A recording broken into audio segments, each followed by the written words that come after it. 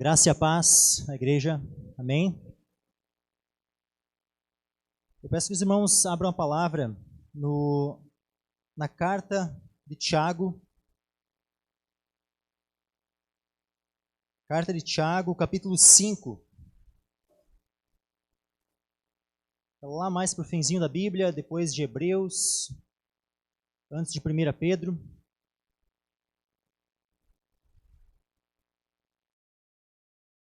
Carta de Tiago, capítulo 5, versículos 7 ao 11. Nós vamos ler agora. Depois nós vamos abordar mais algumas passagens. Se alguém quiser ir abrindo cada uma delas, né, sinta-se à vontade, eu vou ir citando, tu pode abrir. Se quiser só ir ouvindo, acompanhando, né, faça como preferir. Então, Tiago, capítulo 5, versículo 7 em diante, diz assim a palavra do Senhor: Sede, pois, irmãos, pacientes até a vinda do Senhor. Eis que o lavrador espera o precioso fruto da terra, aguardando-o com paciência até que receba a chuva temporã e serôdia. Sede vós também pacientes, fortalecei os vossos corações, porque já a vinda do Senhor está próxima. Irmãos, não vos queixeis uns contra os outros, para que não sejais condenados. Eis que o juiz está à porta. Meus irmãos, tomai por exemplo a aflição e paciência os profetas. Por exemplo de aflição e paciência os profetas, que falaram em nome do Senhor. Eis que temos por bem-aventurados os que sofreram. Ouvistes qual foi a paciência de Jó, e vistes o fim que o Senhor lhe deu, porque o Senhor é muito misericordioso e piedoso. Amém. Até aqui. Então, voltando ali para o versículo 7, né, e uma coisa que nós já observamos aqui nesse texto que nós acabamos de ler, é que tem uma palavra-chave aqui, né, que se repete por algumas vezes, que é o ponto principal dessa passagem, que é paciência. Paciência. E aí aqui já começa com uma exortação, né, um chamado à paciência. Sede, pois, irmãos, pacientes até a vinda do Senhor. Então, até que o Senhor venha, nós precisamos exercitar a paciência. E eu vejo que tem muita gente impaciente.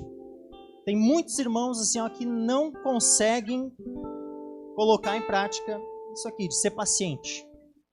E nós precisamos aprender a sermos pacientes. Sede, pois, irmãos, pacientes até a vinda do Senhor.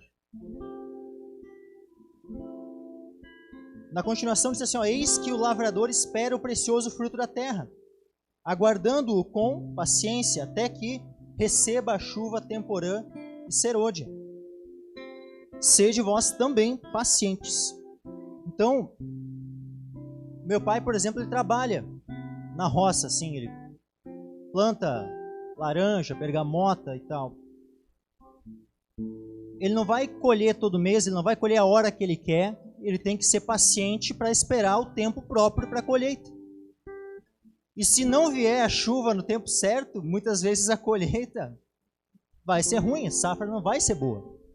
Então ele vai ter que esperar com paciência e vai ficar na esperança de que venha a chuva no tempo certo e que possa então essa colheita produzir de forma abundante. Aqui usa esse exemplo, né, de um lavrador, né, eis que o lavrador espera o precioso fruto da terra, né, aguardando com paciência até que receba a chuva temporã e serôdia, e diz para nós nos compararmos, nos espelharmos nesse lavrador. Nós precisamos também esperarmos com paciência, primeiramente a vinda do nosso Deus, a vinda do Senhor Jesus. Mas a paciência, ela não é apenas relacionada à vinda em si de Cristo, que nós precisamos esperar com paciência. A paciência é uma virtude que nós precisamos desenvolver na nossa vida para o dia a dia, para todas as questões da nossa vida. Aqui diz assim, ó, sede vós também pacientes, fortalecei os vossos corações, porque já a vinda do Senhor está próxima. Então, sede vós pacientes, fortalecei os vossos corações. Quando diz assim, fortalecer os nossos corações, é com o quê? Nós precisamos fortalecer o nosso coração com a graça do Senhor. Tem outros textos, por exemplo, que eles dizem assim, ó, aqui no final de Hebreus, fala o seguinte: não vos deixeis levar em redor por doutrinas várias e estranhas, porque bom é que o coração se fortifique com graça. Então, tu quer ter o coração fortalecido? Pede para o Senhor te conceder mais graça. Pede, Senhor, eu preciso mais da tua graça para que o meu coração seja fortalecido. E dessa forma, com o coração mais fortalecido, tu consegue suportar situações, ou seja, tu consegue ter mais paciência. A paciência justamente é essa capacitação que vem de Deus para nós suportarmos. Para suportarmos muitas vezes o nosso irmão, para suportarmos as situações difíceis que vêm sobre a nossa vida, para suportarmos os sofrimentos que vêm sobre a nossa vida. Nós, quando nos tornamos crentes, nós não recebemos um antídoto contra o sofrimento, no sentido de não sofrermos mais. O sofrimento vai vir, as situações difíceis vão vir. Só que o que nós recebemos do Senhor é graça para suportar com paciência o sofrimento. Aqui diz assim, ó: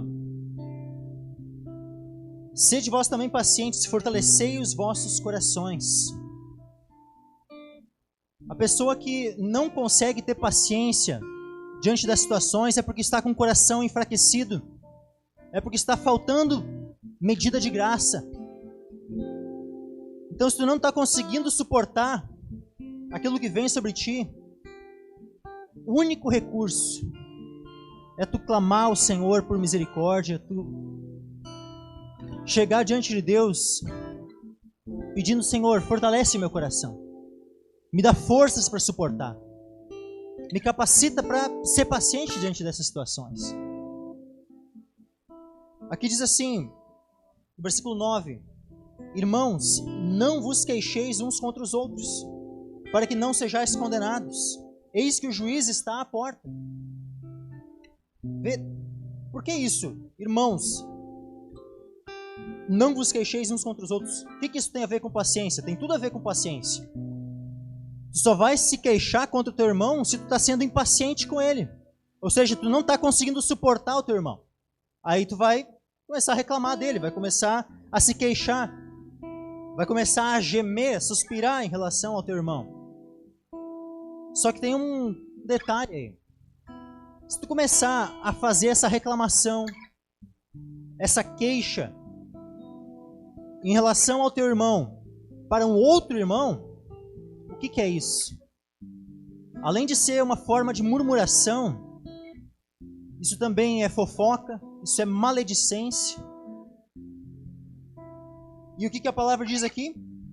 Não sou eu que estou dizendo, estou apenas lendo aqui, ó: irmãos, não vos queixeis uns contra os outros, para que não sejais condenados. Isso é o que está escrito no texto. A gente vê um pouquinho antes, se a gente for pegar aqui em Tiago, capítulo 4, e no versículo 11 e 12, diz assim, ó: irmãos, não faleis mal uns dos outros. Quem fala mal de um irmão e julga seu irmão, fala mal da lei e julga a lei. E se tu julgas a lei, já não és observador da lei, mas juiz. Há só um legislador que pode salvar e destruir. Tu, porém, quem és que julgas a outro? Então olha só o questionamento que Deus nos faz. Quem nós somos para julgar o nosso irmão, para falar mal do nosso irmão? Quem nós somos? Quem nós pensamos que somos? Então essa atitude de ficar se queixando do irmão, especialmente quando tu vai se queixar do teu irmão para um outro irmão, essa atitude ela provém de um coração que está faltoso de graça, falta graça. É um coração fraco que faz isso.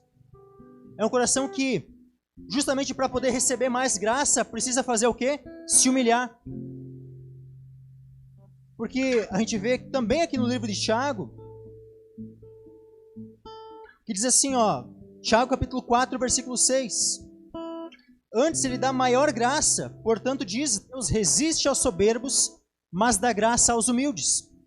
Se nosso coração, para ser paciente, para suportar, precisa ser fortalecido com graça.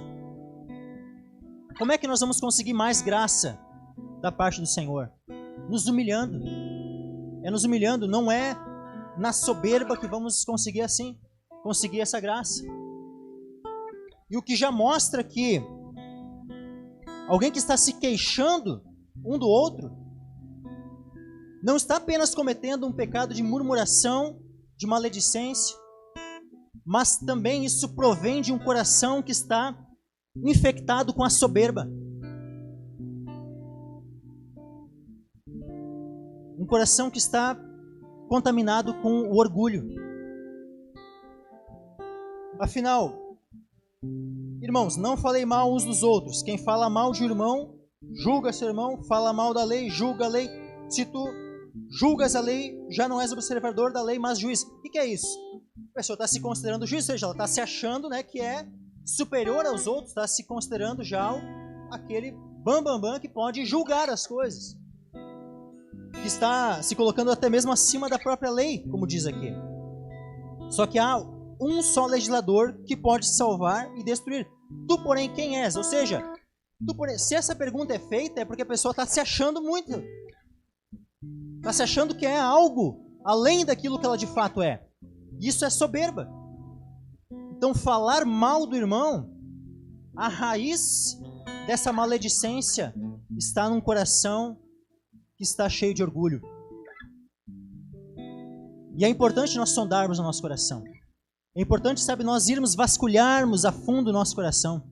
Porque às vezes quando nós começamos a olhar os nossos pecados, né, e nos examinar, nos julgarmos a nós mesmos, se nós não fizermos isso com cuidado, nós olhamos apenas a casca, apenas, né, aquilo que está mais aparente, e podemos nos esquecer de ir mais fundo e olhar pecados que são mais internos, que estão lá muitas vezes escondidos na nossa própria mente, nos nossos próprios olhos. Então, irmãos, não vos queixeis uns contra os outros, para que não sejais condenados. Eis que o juiz está à porta. O que nós devemos fazer? Em lugar de se queixar do nosso irmão para um outro irmão, o que nós temos que fazer no lugar? Nós temos que orar, que interceder por esse irmão. Então, em vez de tu falar do teu irmão para um outro irmão, vai, fala do teu irmão e apresenta essa questão diante de Deus. Senhor, chega diante do Senhor e diz assim, ó, Senhor, meu irmão fez isso e isso para mim. Mas aí o que tu vai orar? Tu vai orar, Senhor, conduz ele ao arrependimento. Ele pecou contra mim, então faça com que ele perceba seu pecado e se arrependa do seu pecado.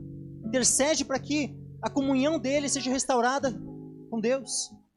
E também ora, Senhor, que a minha comunhão com ele também venha a ser restaurada. Que eu possa falar com ele de maneira amigável e possamos restaurar o nosso relacionamento. A palavra também diz assim, ó, lá em Mateus, que se teu irmão pecar contra ti, vai ter com ele, entre ti e ele só. Repreende-o entre ti e ele só. Se ele te ouvir, ganhaste teu irmão. Então, a palavra não diz que se o teu irmão pecar contra ti é para tu ir lá e falar do pecado do teu irmão para uma outra pessoa. Diz que se o teu irmão pecar contra ti é para tu ir ter com ele e repreendê-lo entre ti e ele só.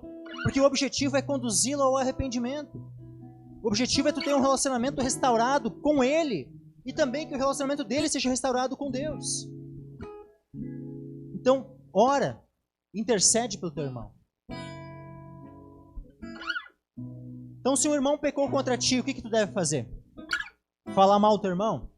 Reclamar do teu irmão? Se queixar do teu irmão para uma outra pessoa? Não. Teu irmão pecou contra ti, primeiramente ora a Deus e depois vai e fala com o teu irmão. Fala com ele e conserta tudo que precisa ser consertado. Às vezes a situação ela pode até mesmo ser com um casal. Marido e esposa estão dentro de casa. Pode surgir alguma situação ali onde um se irrita contra o outro, onde um faz alguma coisa que o outro não se agradou. não convém que um dos cônjuges vá desabafar com outra pessoa e reclamar do seu cônjuge. O meu marido fez isso, a minha esposa fez isso e faz isso e assim, assado e tal.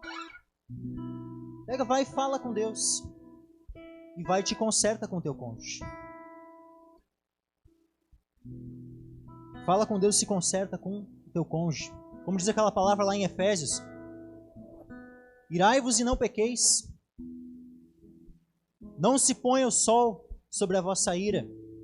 Ou seja, não deixa até mesmo para outros dias para consertar. Conserta já no mesmo dia. Não fica se queixando da tua esposa, não fica se queixando do teu marido, mas vai e conserta tudo. Então, meus irmãos, tomai por exemplo de aflição e paciência os profetas que falaram em nome do Senhor. Eis que temos por bem-aventurados os que sofreram. Em que sentido isso? Nós temos por bem-aventurados os que sofreram. É aqueles que suportaram o sofrimento. É aqueles que sofreram e permaneceram firmes no Senhor, mantendo um bom testemunho diante do sofrimento. Porque aqui já é citado como exemplo quem? Olha aqui a sequência do versículo 11. Ouvistes qual foi a paciência de Jó, e vistes o fim que o Senhor lhe deu, porque o Senhor é muito misericordioso e piedoso. Então, ouvistes qual foi a paciência de Jó. Qual foi a paciência de Jó? Nós já vamos ver isso então com um pouco mais de profundidade. Qual foi a paciência de Jó? Qual foi o fim que o Senhor lhe deu? Especialmente por causa da misericórdia e da piedade do nosso Deus. Peço que os irmãos abram a palavra lá no livro de Jó. O livro de Jó é logo antes de Salmos.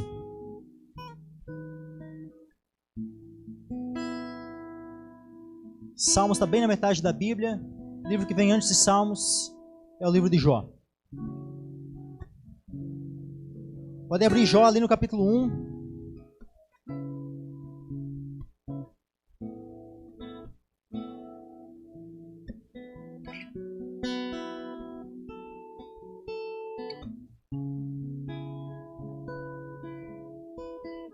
Lá em Capão, lá na igreja em Capão da Canoa,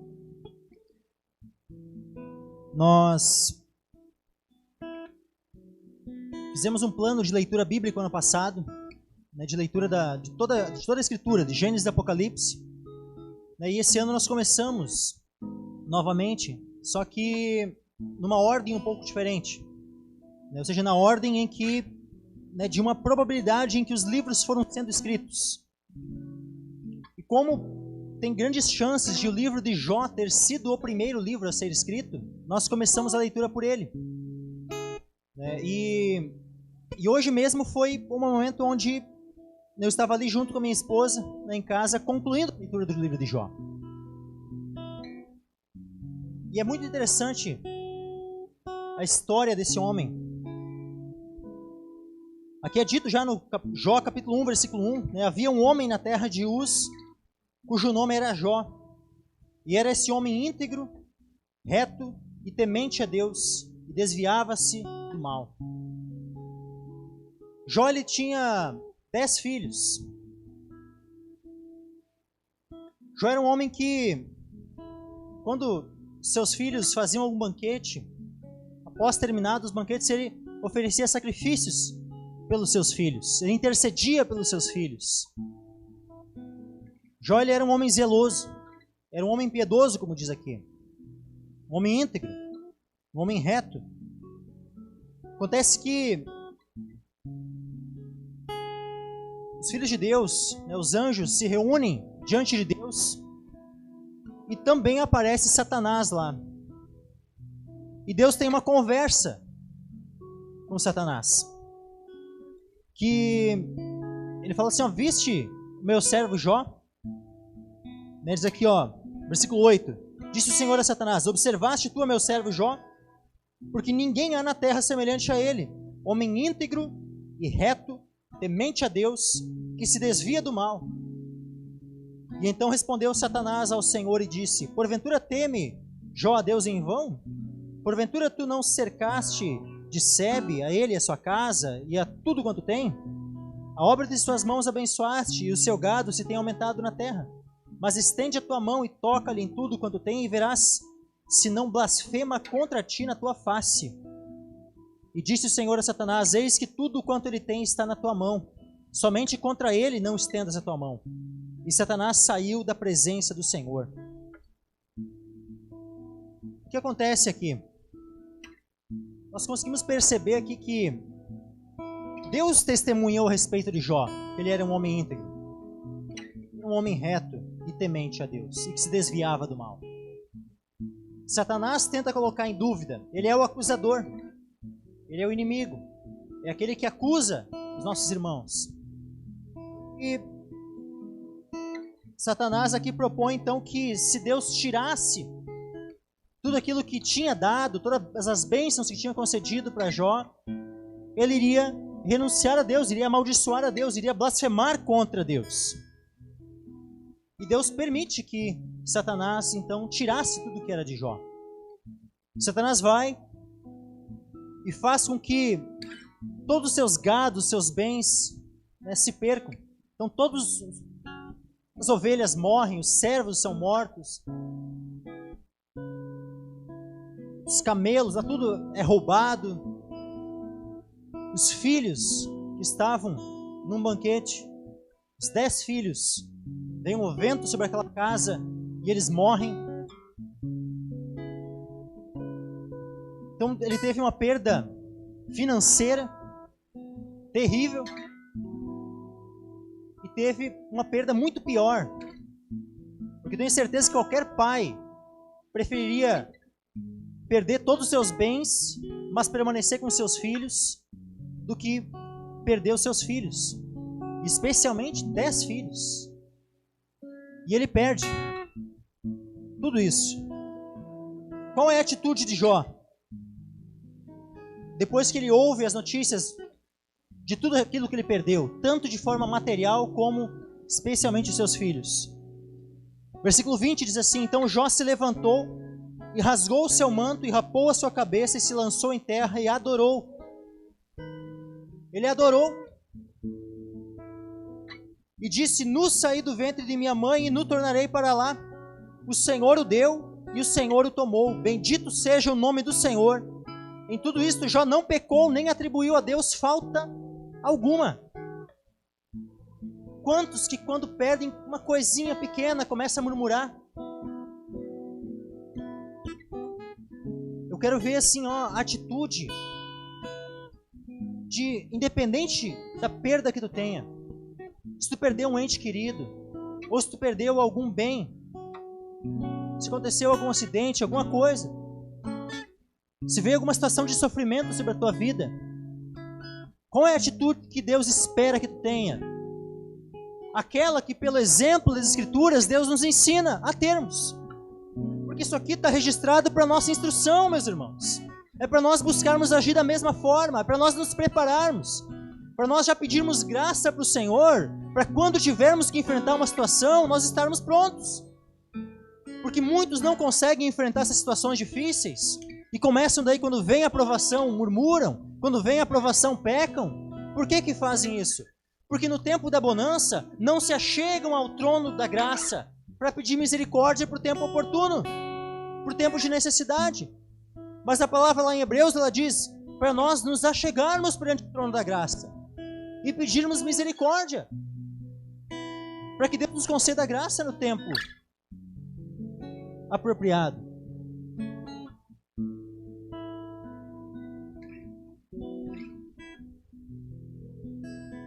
O que aconteceu na sequência?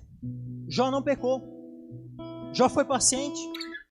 Aí, vindo outro dia, capítulo 2 aqui, Jó capítulo 2, vindo outro dia em que os filhos de Deus vieram apresentar-se perante o Senhor, veio também Satanás entre eles apresentar-se perante o Senhor. Então o Senhor disse a Satanás: de onde vens? E respondeu Satanás ao Senhor e disse: de rodear a terra e passear por ela.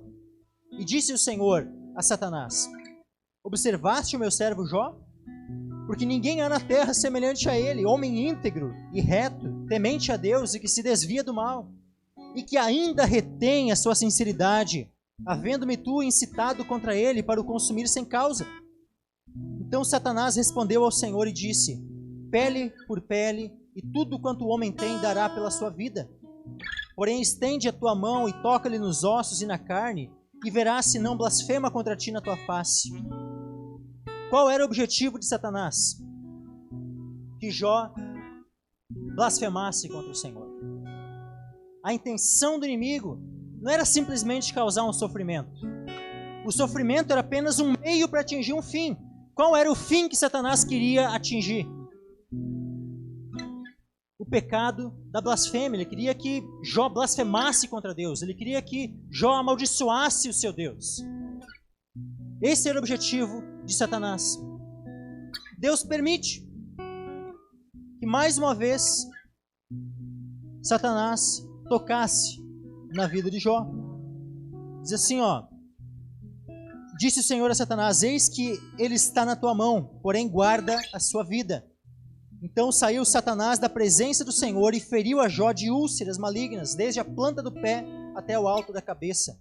E Jó tomou um caco para se raspar com ele e estava assentado no meio da cinza. E então sua mulher lhe disse: ainda retens a tua sinceridade? Amaldiçoa a Deus e morre. Porém ele lhe disse: como fala qualquer doida, falas tu? Receberemos o bem de Deus e não receberíamos o mal? Em tudo isto não pecou Jó com seus lábios. Quero que os irmãos se lembrem de uma palavra e que esse versículo fique gravado no coração dos irmãos. Porque é importante, sabe, que nós tenhamos algumas passagens bem firmes no nosso coração. Tem uma passagem lá em Romanos, capítulo 8, que ela diz assim, todas as coisas cooperam para o bem daqueles que amam a Deus, daqueles que são chamados segundo o seu propósito. Esse versículo é um versículo chave que tem que permanecer gravado no nosso coração. Todas as coisas cooperam para o bem daqueles que amam a Deus. Se é todas as coisas, é todas as coisas. Não é algumas coisas. Não é assim, eu consegui um emprego. Bênção. E é bênção. Então isso está cooperando para o meu bem. Tá. Tu conseguiu um emprego, isso está cooperando para o teu bem. Se Deus te deu, é uma porta que Deus abriu, amém. Mas agora, se tu perdeu o emprego, não, eu perdi o emprego, aí não está cooperando para o meu bem. Tu crê que a tua vida está nas mãos do Senhor? Que Deus é soberano sobre tudo? Que Ele está no controle da história? Que aquilo que foi profetizado, sabe, aquilo que está registrado ainda sobre o futuro, vai acontecer exatamente como foi profetizado? Nós só temos essa certeza porque cremos na soberania de Deus sobre tudo. E de que a história, ela não é uma coisa obscura para o nosso Deus.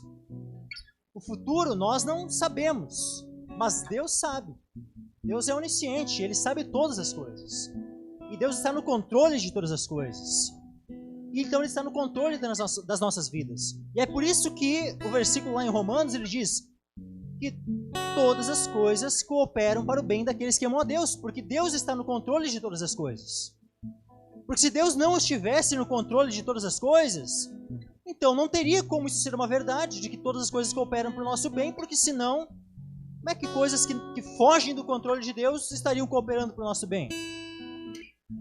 As coisas todas só estão cooperando para o nosso bem porque todas elas estão no controle, estão nas mãos de Deus.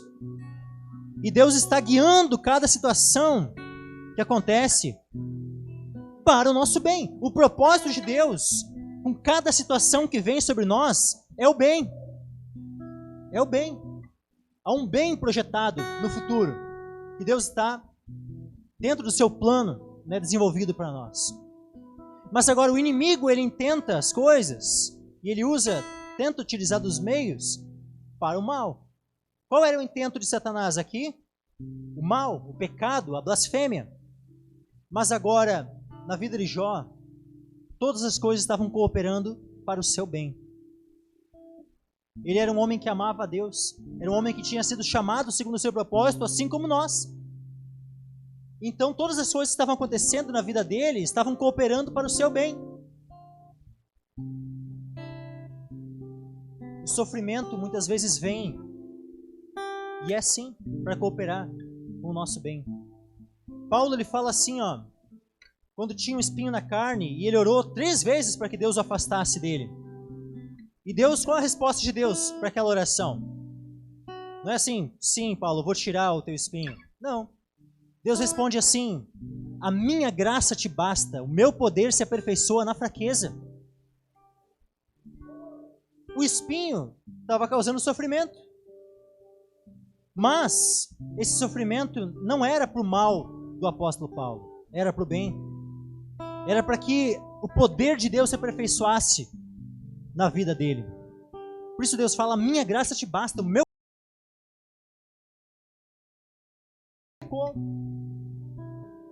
Aí olha só que interessante.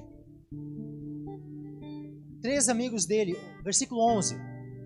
Ouvindo, pois, 3 amigos de Jó, todo este mal que tinha vindo sobre ele, vieram cada um do seu lugar. Elifaz, o temanita, e Bildade, o suíta, e Zofar, o naamatita. E combinaram condoer-se dele para o consolarem. Quem conhece, quem já leu o livro de Jó, quem conhece a história de Jó, sabe como é que se desenvolve depois as conversas, né, desses 3 amigos de Jó e o próprio Jó. E muitas vezes eu mesmo já julguei assim esses homens. Como é que pode eles terem, né, falado tantas coisas, né, para Jó assim, e começaram a julgar ele, começaram a acusar ele de pecados, que o que estava vindo sobre a vida dele era porque ele tinha pecado. E daí estavam, né, tentando num primeiro momento, né, conduzir ele ao arrependimento, mas de uma maneira um pouco mais branda. Mas na medida que Jó diz, não é por causa do pecado meu que veio isso sobre mim, eles começam a cada vez se tornar mais intensos na acusação, dizendo, não, tu pecou, assim, até porque por fim já tem um deles ali que já está acusando Jó de que tinha até, quando via o órfão não fazia nada, até afligia o órfão, a viúva e tal. Ou seja, acusações assim completamente infundadas, já criando coisas, né, para acusar Jó. E tu fica assim, como é que pode, né, eles terem falado tudo o que falaram? E a gente é rápido, né, daí em julgar aqueles homens. Nós somos rápidos em julgar. Precisamos entender isso. Nós precisamos ser mais lentos no julgar. Porque será que nós tentamos nos colocar no lugar deles? A gente olha lá, por exemplo, os discípulos, né, os 3, Pedro, Tiago e João, que Jesus chamou para orar, para vigiar ali, orar com ele, para ver estão dormindo. Digo, como é que pode, né, a oportunidade que eles tiveram, que perderam? Nós muitas vezes pensamos que se tivéssemos nós lá, iríamos estar lá orando com fervor e tal. Será? A gente é rápido para julgar os discípulos naquela situação. E aqui também nós somos rápidos para julgar esses 3 amigos dele. Olha só o que eles fizeram. Eram 3 amigos que quando ouviram falar do mal que tinha vindo sobre Jó, eles combinaram de condoer-se dele para o consolarem. Olha o objetivo deles, o que estava no coração deles. Eles não moravam ali na mesma cidade de Jó. Cada um era de uma cidade diferente.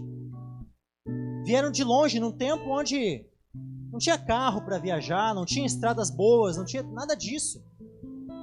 Nós não sabemos quantos dias foi a viagem deles. Vieram ali com esse objetivo. Quando chegaram, olha só o que eles fazem, versículo 12. Levantando de longe os seus olhos, não o conheceram, e levantaram a sua voz e choraram. Quantas vezes tu já viu um irmão teu em sofrimento, e ao ver aquela condição triste, aquela condição de dor, tu levantou a tua voz e chorou? É fácil nós olharmos para o que vem depois das conversas ali, como é que pode eles terem falado o que falaram? Mas alguma vez tu já chegou ao ponto de sentir isso, a ponto de chorar? Quantas vezes? Todas as vezes? Pode ser que alguma vez sim, outra vez, mas todas as vezes que tu vê alguém em sofrimento, tu viu alguma situação, tu chorou?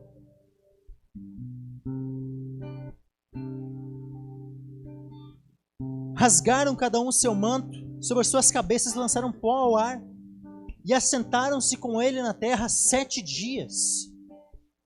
Ficaram 7 dias ali com ele. Não falaram uma só palavra. Porque eles perceberam que a dor, eles viam que a dor era muito grande.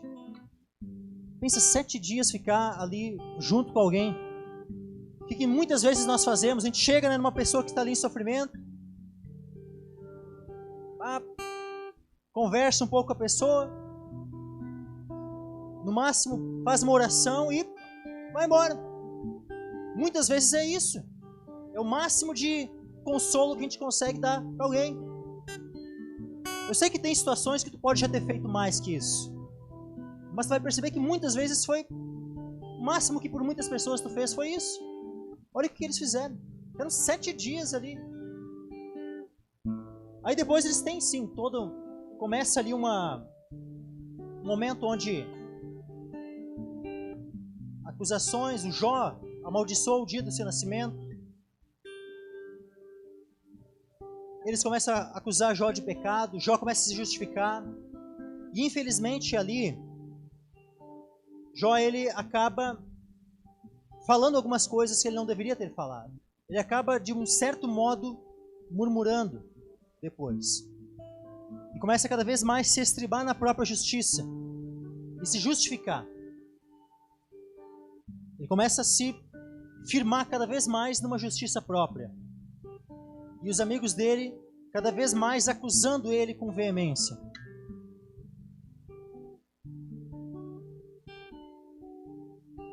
Jó ele acha que Deus está sendo injusto com ele. E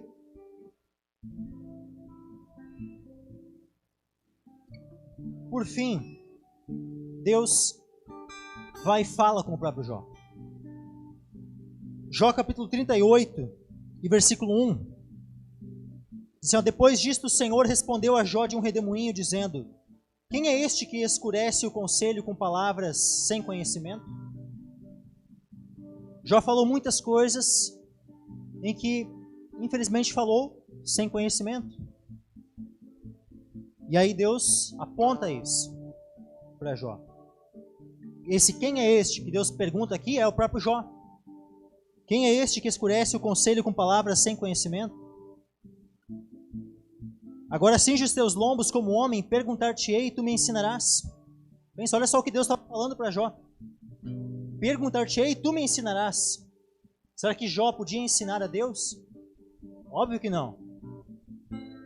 Mas Deus está ali mostrando que Jó precisava se colocar no seu lugar.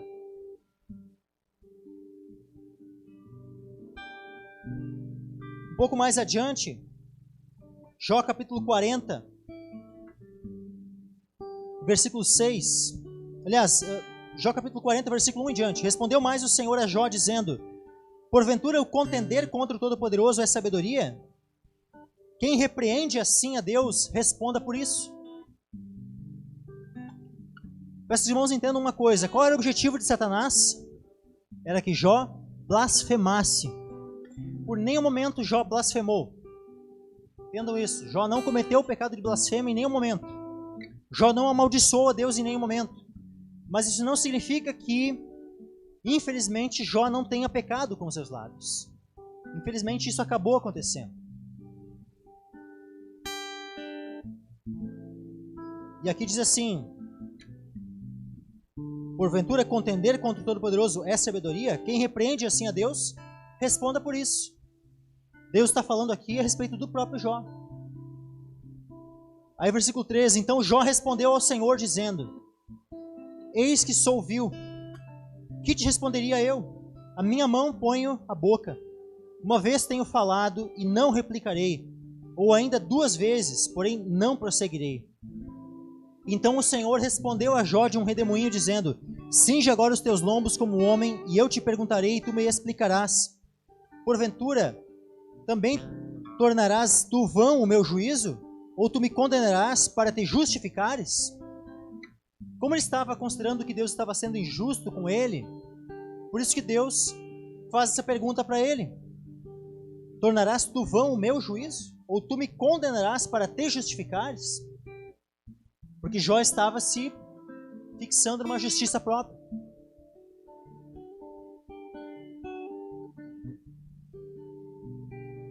E aí Deus continua falando: ou tens braço como Deus, ou podes trovejar com voz como Ele o faz.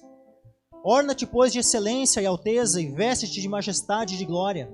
Derrama os furores da tua ira, e atenta para todo soberbo e abate-o. Olha para todo soberbo e humilha-o, e atropela os ímpios no seu lugar. Esconde-os juntamente no pó, ata-lhes os rostos em oculto. Jó podia fazer isso? Jó podia contemplar todos os soberbos da terra e exercer o juízo sobre eles? Jó não podia fazer isso, somente Deus pode fazer isso.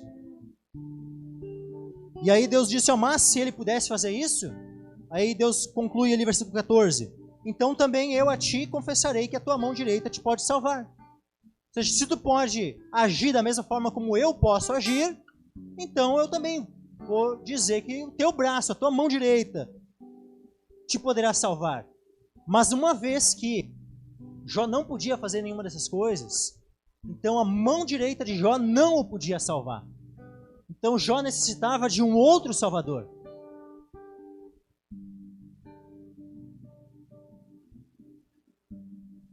E aí então, depois que Deus conclui a sua fala no final do capítulo 41, Jó volta a falar no capítulo 42, versículo 1. Então respondeu Jó ao Senhor dizendo: bem sei eu que tudo podes e que nenhum dos teus propósitos pode ser impedido. Olha a conclusão que Jó chega: que Deus ele pode todas as coisas e que nenhum dos propósitos de Deus pode ser impedido. Quem é este, agora ele falando dele mesmo, quem é este que sem conhecimento encobre o conselho? Por isso relatei o que não entendia, coisas que para mim eram inescrutáveis e que eu não entendia. Escuta-me, pois, e eu falarei, e eu te perguntarei, e tu me ensinarás. Com o ouvir dos meus ouvidos ouvi, mas agora te veem os meus olhos. Por isso me abomino e me arrependo no pó e na cinza. Jó, quando estava naquele momento sendo acusado pelos seus amigos, ele acabou pecando com os seus lábios. No sentido de se justificar, no sentido de concluir que Deus estava sendo injusto por mandar a ele aquelas tribulações, aqueles sofrimentos. Mas ele se arrepende de tudo que ele havia falado. E ele se arrepende e conclui isso, ele fala: por isso me abomino e me arrependo no pó e na cinza. Nós precisamos aprender a nos arrepender com essa profundidade, de poder nos humilhar com essa profundidade. Pensa essa humilhação, esse arrependimento a ponto de falar isso a respeito de si próprio. Eu me abomino e me arrependo no pó e na cinza. Para alguém ser justificado em Cristo, o que precisa? Nós precisamos crer em Jesus e nos arrependermos dos nossos pecados. A conversão, ela consiste nisso. Fé em Cristo e arrependimento dos pecados. Jó aqui, ele se arrependeu. Uma vez arrependido, o que vem na sequência? Perdão, justificação. Olha a forma como Deus fala a respeito de Jó na sequência. Versículo 7. Sucedeu que, acabando o Senhor de falar a Jó aquelas palavras, o Senhor disse a Elifaz, o temanita: a minha ira se acendeu contra ti e contra os teus dois amigos, porque não falastes de mim o que era reto, como o meu servo Jó. Tomai, pois, 7 bezerros e 7 carneiros, ide ao meu servo Jó e oferecei holocaustos por vós. E o meu servo Jó orará por vós, porque deveras a ele aceitarei, para que eu não vos trate conforme a vossa loucura, porque vós não falastes de mim o que era reto, como o meu servo Jó. Você vê, Deus fala agora que Jó falou que era reto, mas Deus mesmo havia dito a respeito de Jó que quem é este que escurece o conselho com palavras sem conhecimento? Deus mesmo havia falado: porventura também tornarás tu vão o meu juízo, ou tu me condenarás para te justificares? Como é que agora Deus fala a respeito de Jó que ele havia falado a respeito dele aquilo que era reto? É por causa da justificação, meus irmãos. É porque agora Deus estava olhando para Jó com os olhos de alguém que é justificado. Quando nós nos apresentamos perante Deus em oração, nós vamos no nosso próprio nome ou nós nos apresentamos perante Ele em nome de Jesus? É em nome de Jesus. Por quê? Porque Deus não ouve a pecadores, mas ao justo Ele ouve. Então, quando nós nos apresentamos perante Deus, Deus não está nos olhando e contemplando todos os nossos pecados que poderiam causar uma separação entre nós e Ele. Deus olha para nós quando nós nos achegamos em nome de Jesus, e Deus olha para nós e é como se Ele visse o seu próprio Cristo, o seu próprio Filho em nossas vidas. Então Ele olha para nós com olhos de justificação, de alguém que foi justificado dos seus pecados, de alguém que foi perdoado dos seus pecados, e não como alguém que permanece ainda em seus pecados, mas como alguém que teve uma justiça que não é dele, imputada sobre si. Então Jó teve essa justiça também imputada sobre a vida dele. Não é uma bênção, não é uma bem-aventurança que vem apenas sobre nós. Jó também foi participante da bem-aventurança da justificação, meus irmãos. E Deus aqui olha para ele com esses olhos de alguém que foi justificado. Por isso que ele fala a respeito de Jó: já falou de mim que é reto. Porque o único que falou palavras completamente retas, que não houve dolo, que não houve nada, nenhum pecado na sua boca, quem é este? Jesus. E a justiça de Cristo, ela não é apenas atribuída a nós que cremos numa obra consumada. Ela também foi atribuída aos santos, aos crentes do Antigo Testamento, que esperavam uma redenção futura. Jó, ele fala no momento do livro: ainda que ele me mate, nele esperarei. Ele fala assim: eu sei que o meu Redentor vive. Ele tinha uma esperança no Senhor, numa salvação que não era proveniente dele. Por mais que em alguns momentos ele titubeou entre uma justificativa, né, em si mesmo, mas ele não foi completamente para esse lado. Ele mesmo assim permanecia com a sua esperança em Deus, e por fim ele se arrepende de qualquer palavra errada que ele tinha falado e confia completamente no seu Deus. E ele é justificado por Deus. Então, quando nós nos achegamos a Deus, Deus ele olha para nós da mesma forma como ele estava olhando aqui para Jó. O meu servo que falou de mim aquilo que é reto. Por quê? Porque ele olha para nós assim como ele vê seu Filho, Jesus, estampado em nossas vidas. E então, versículo 9, então foram Elifaz o Temanita, Bildade, Suíta, Zofar, Naamatita, fizeram como o Senhor lhe dissera, e o Senhor aceitou a face de Jó. E o Senhor virou o cativeiro de Jó quando orava pelos seus amigos. E o Senhor acrescentou em dobro a tudo quanto Jó antes possuía. Vê, ele orou pelos seus amigos. Jó aqui, ele atuou como um sacerdote. E o que a palavra, ela nos chama? Nós fomos constituídos por meio de Cristo como sacerdotes, meus irmãos. Lá em 1 Pedro, capítulo 2, nós somos sacerdócio santo, chamados para oferecer sacrifícios espirituais agradáveis a nosso Deus. E uma das funções do sacerdote é intercessão. Assim como Jesus, o nosso sumo sacerdote, está nos céus intercedendo pelas nossas vidas continuamente, nós também precisamos interceder pelos nossos amigos. Nós também precisamos interceder pela nossa família, pelos nossos irmãos, pela igreja, pelos pastores, por este mundo perdido, para que venha conhecer o nosso Senhor e Salvador. Nós precisamos, como sacerdotes, interceder, meus irmãos. Então, em vez de murmurar, em vez de reclamar do teu irmão, em vez de se queixar do teu irmão, intercede pelo teu irmão. Faz como Jó aqui, momento onde Deus vira o cativeiro de Jó, enquanto ele orava pelos seus amigos. Ora pelos teus amigos, ora pelos teus irmãos.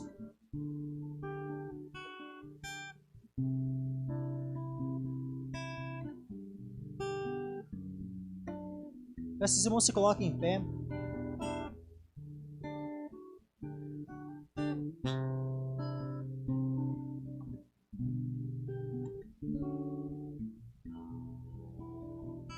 Peço agora que cada um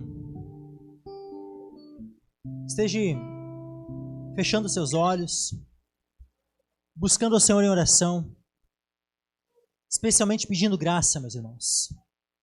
Pedindo graça para ser paciente, graça para estar com o coração fortalecido e no tempo da provação estar bem suprido para resistir à tentação, para depois de ter vencido tudo, poder estar firme, para independente das investidas de Satanás contra a tua vida, que em nenhum momento tu peque contra o Senhor, que em nenhum momento o inimigo consiga atingir o alvo que ele deseja, mas que pelo contrário, o propósito de Deus, que é bom, se cumpra na tua vida.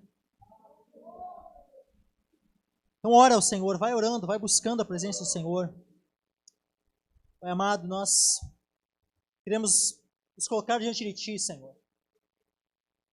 Nós não queremos confiar nas nossas próprias forças, Senhor. Nós queremos fazer aquilo que Tu orientaste o apóstolo Pedro, Senhor. Ele achava, Senhor, que jamais te negaria, mas quando chegou o momento da provação não conseguiu resistir.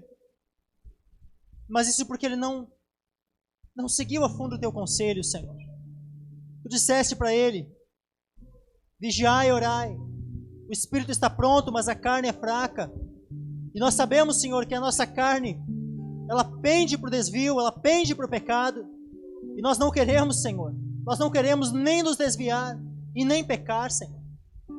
Nós não queremos murmurar, nós não queremos nos queixar, mas nós queremos ser pacientes, Senhor. E nós pedimos a Tua graça, Senhor, para sermos pacientes. Nós pedimos a Tua graça, Senhor, para não pecarmos contra Ti, para podermos permanecer fiéis a Ti, Senhor. Que mesmo em face do sofrimento, nós possamos permanecer firmes, nós possamos permanecer em adoração a Ti, Senhor, não atribuindo a Ti falta alguma, mas reconhecendo a Tua soberania e buscando entender, Senhor, o Teu plano que é bom, a Tua vontade que é boa. Nos dá entendimento da Tua vontade, Senhor. Quantas vezes, Senhor, nós não entendemos, mas nós pedimos, Senhor, que Tu nos dê entendimento da Tua vontade. Porque nós não queremos, Senhor, que a nossa vontade esteja em oposição à Tua vontade.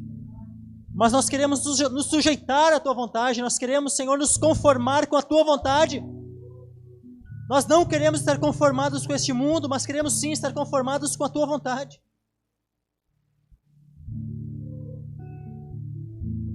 E se em algum momento a Tua vontade para as nossas vidas for o sofrimento, Senhor, que nós recebamos também de Ti a capacitação para suportar.